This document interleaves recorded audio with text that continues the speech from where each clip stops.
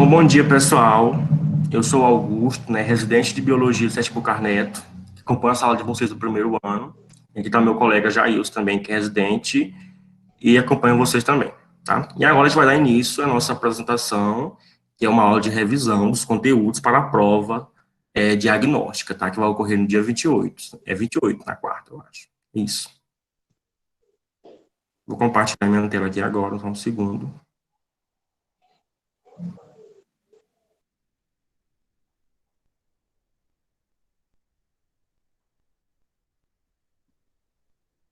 Tá.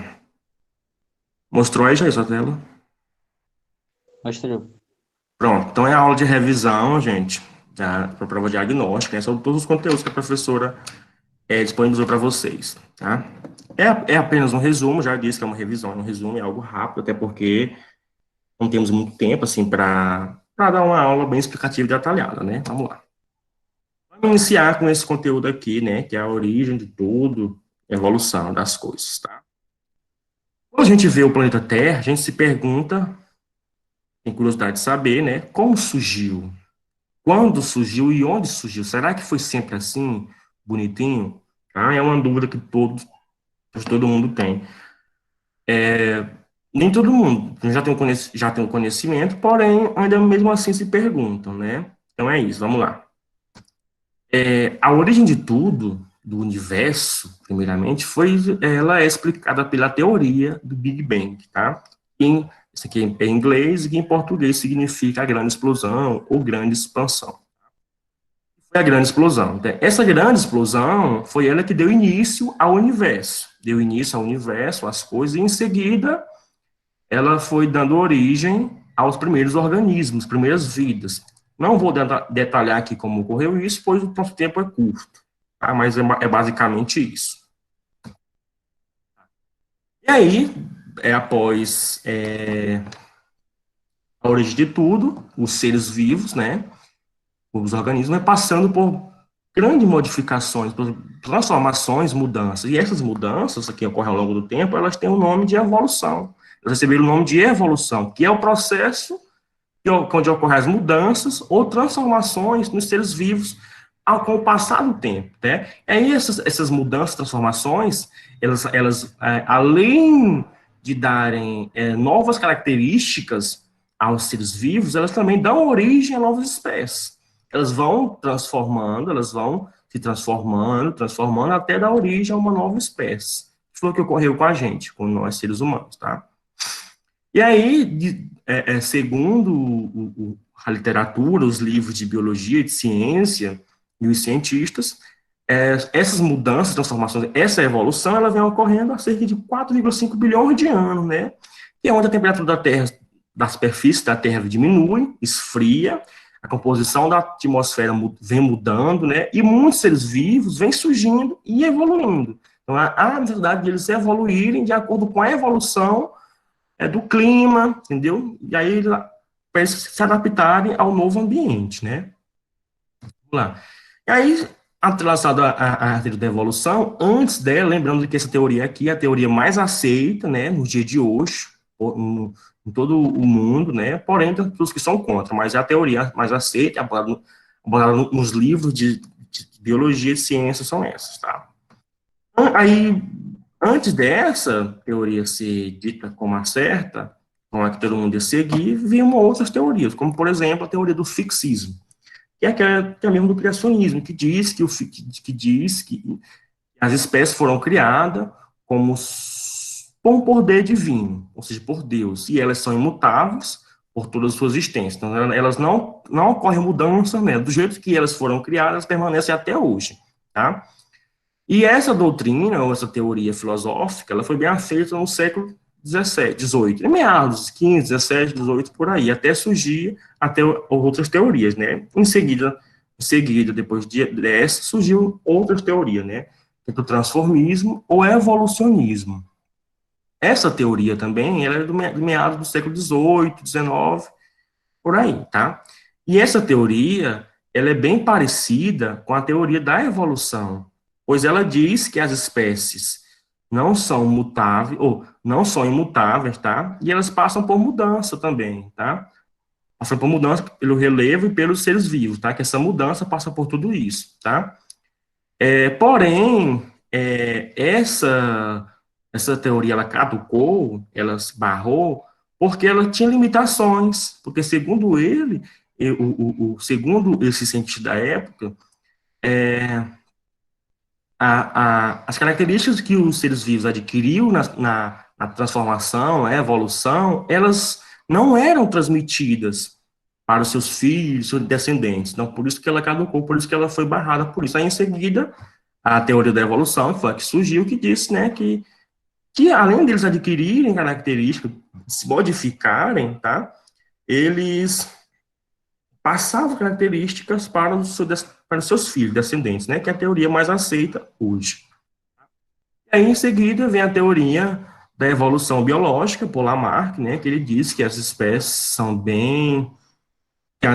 no qual ele deduziu duas leis, né, ele criou duas leis, que a adaptação ao meio, que é onde as espécies, os seres vivos, eles criam, eles adquirem características que aumentam a probabilidade de sobrevivência e reprodução de um organismo em determinado ambiente, ou seja, onde as espécies, elas se evoluem, criando características que facilitem a sobrevivência delas em determinado meio, tá? E depois vem a lei de uso-desuso, tá? Que a alteração do ambiente levariam à modificação das espécies de acordo com sua necessidade, tá? Por exemplo, as partes mais usadas no corpo se desenvolvem, enquanto as menos utilizadas atrofiam, tipo, diminuem. Exemplo aqui da girafa. A girafa, por ela ter ficado inserido em um ambiente onde a vegetação era muito alta, houve a necessidade para ela sobreviver que ela alongasse o pescoço, porque até então ela tinha um pescoço curto, né? Então, para ela sobreviver naquela vegetação, para ela se alimentar, ela teve que se adaptar ao meio. É óbvio que nem todos conseguiram, né? E isso não foi rapidamente, foi com muitos anos, né? Que houve essa modificação, tá? E aí, a teoria da evolução segundo de Darwin, né, que diz que os que tem a seleção natural, né, que onde o meio ambiente é o selecionador. A seleção natural só sobrevive os que melhor se adaptam ao meio, tá? Os que não conseguem se adaptar ao meio, eles morrem. Por exemplo, a girafa do pescoço curto, ela vai morrer, porque ela não vai conseguir se alimentar, tendo em vista que o lugar onde ela está inserida necessita, ou tem a vegetação alta, tá? E aí ela necessita de um pescoço longo para poder comer a planta, comer as folhas. Então, enquanto a que está com o pescoço longo, a que evoluiu com o passar do tempo, ela vai, ela consegue sobreviver, entendeu? E aí essas características, elas são adquiridas para isso, né, para que possam sobreviver ao meio. E as características, além deles se modificarem, e pode gerar novas espécies, né? E tudo isso é transmitido à descendência, aos seus filhos, tá?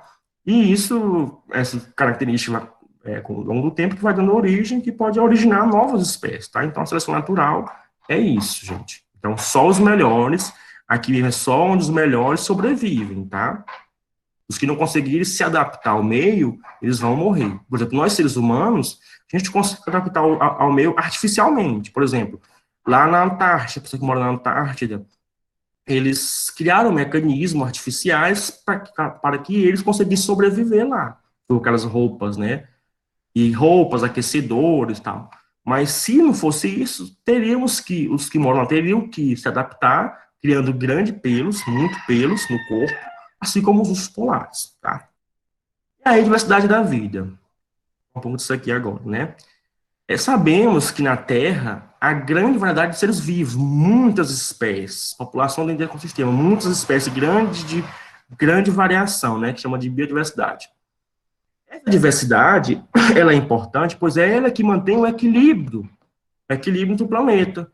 Tem o que o torna muito especial, muito bonito, é isso, que além de trazer o equilíbrio no planeta, ela faz com que o planeta seja especial, tá? Então, já existem muitas espécies. E diversidade pode ser também conhecida como diversidade biológica ou biodiversidade. Vocês vão ver muito em livros, em televisão, isso aí, tá? Vamos falar agora do mimetismo e camuflagem, tá? Mimetismo é quando o organismo possui a capacidade de adquirir características para confundir, olha, para característica parecida com outro indivíduo, né, que seja capaz de confundir uma outra espécie, tá? Por exemplo, os predadores, por exemplo, aqui o bicho folha, ele consegue, ó, se transformar, ficar parecido com uma folha. Ele tem as características, então, mimetismo. A camuflagem é quando os seres se assemelham com o ambiente em que vivem, para se esconder de predadores ou surpreender as presas. Tá? No caso aqui, ó, vocês estão vendo que a coruja, durante o dia, ela fica escondida, né, camuflada.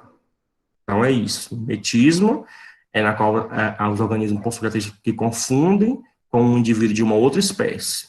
E camuflagem é quando ele se assemelha com o ambiente em que vive para se esconder de presas ou ser predador. Vou falar agora um pouco do núcleo celular, né? O núcleo celular das células eucariontes que é onde contém o material genético e carrega todas as informações hereditárias, tá? Tá aqui uma célula eucarionte, né?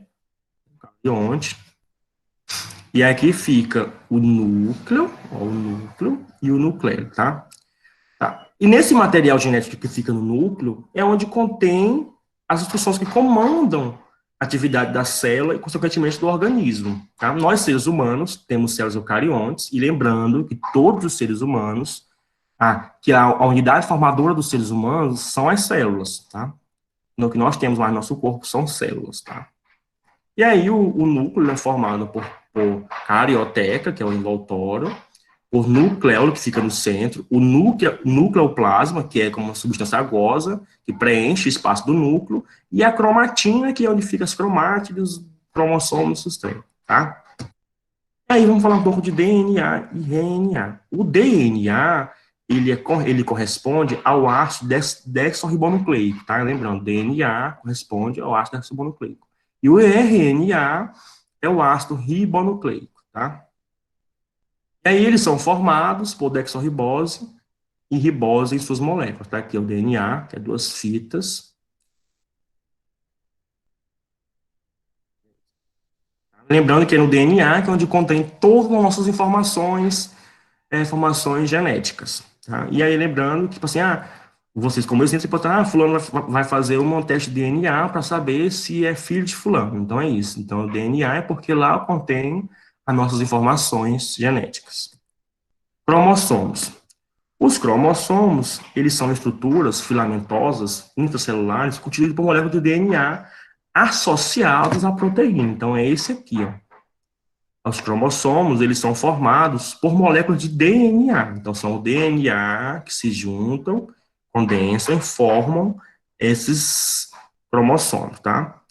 As informações, ó, e é nessas células eucarióticas, e é nos cromossomos, nos genes, que contém as informações para o funcionamento das células, tá? Então, o gene, por exemplo, é no DNA, no gene, que diz se você vai ter o cabelo preto, cabelo branco, ou cabelo grisalho, louro e por aí vai.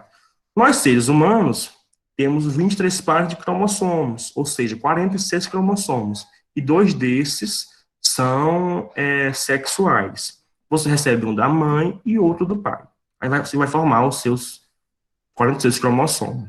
Tá? Lembrando que nós, seres humanos, temos 46 cromossomos, temos células eucarióticas e somos pluricelulares, ou seja, temos várias células. E são as células, as unidades formadoras do indivíduo, né? Ser humano. Então era isso, gente. Essa apresentação de hoje era isso.